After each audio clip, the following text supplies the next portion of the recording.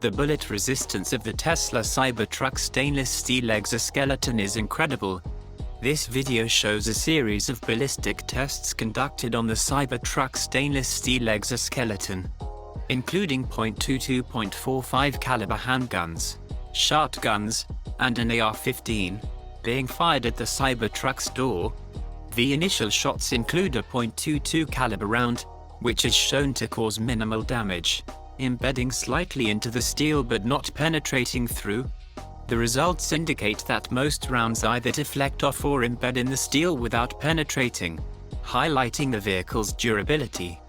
Tesla's 30x cold-rolled stainless steel design resists common handgun and shotgun calibers up to 9mm and 12-gauge birdshot per independent tests like this one, though higher-velocity rifle rounds like .50 BMG can breach it.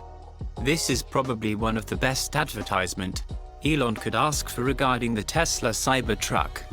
How many vehicles on the road are this strong?